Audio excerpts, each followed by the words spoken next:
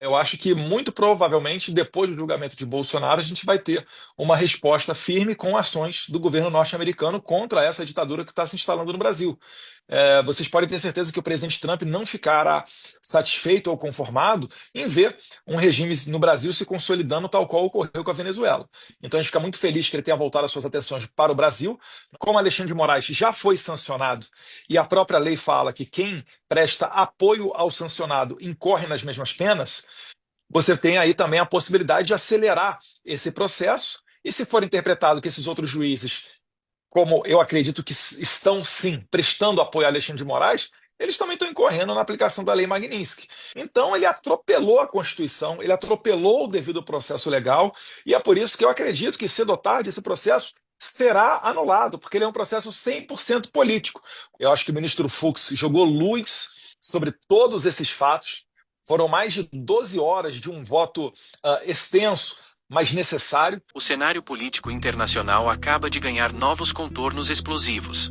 O presidente dos Estados Unidos, Donald Trump, criticou duramente a decisão do Supremo Tribunal Federal, que condenou o ex-presidente Jair Bolsonaro a 27 anos e 3 meses de prisão por tentativa de golpe de Estado.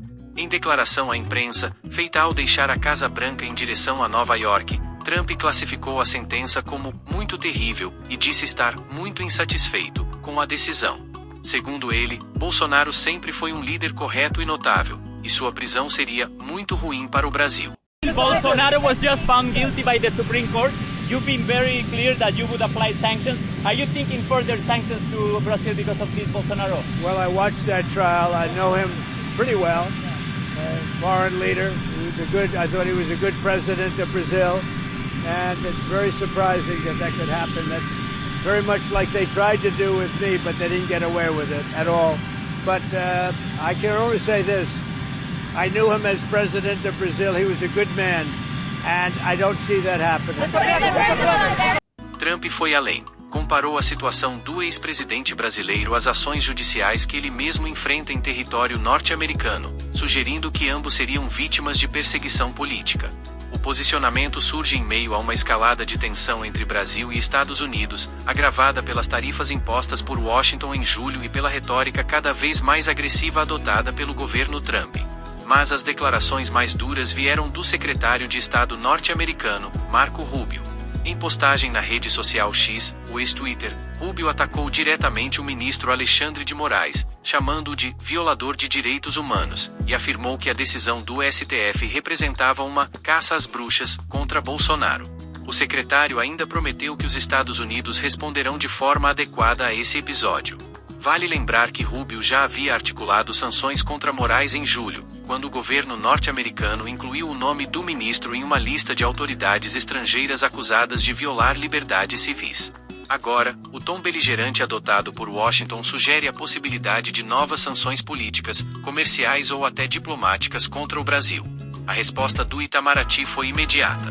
Em nota oficial, o Ministério das Relações Exteriores considerou a fala de Rubio uma tentativa de intimidação e ingerência nos assuntos internos do Brasil.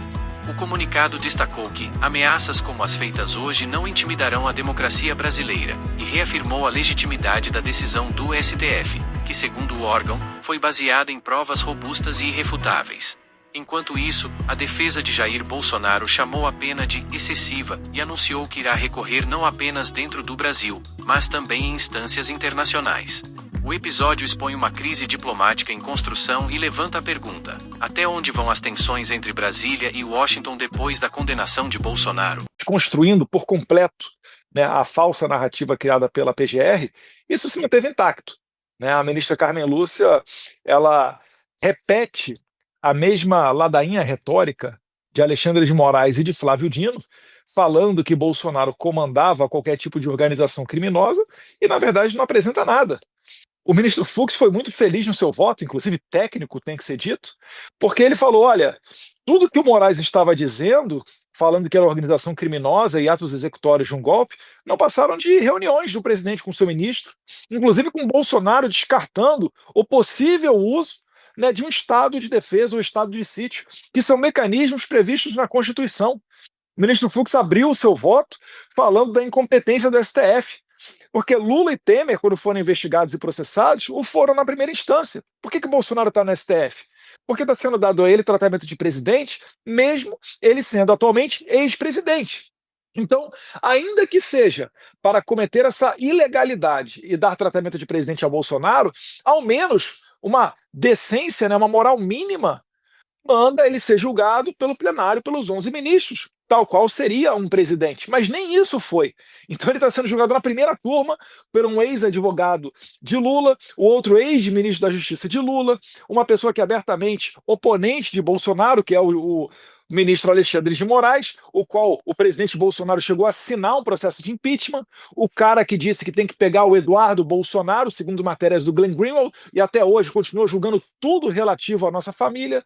Então o ministro dos Fux deixou o rei nu, mostrou que tudo isso que está acontecendo está ferindo o devido processo legal, a ampla defesa. O STF mesmo já anulou processos em que os advogados tiveram pouco tempo para analisar 4 terabytes de arquivos.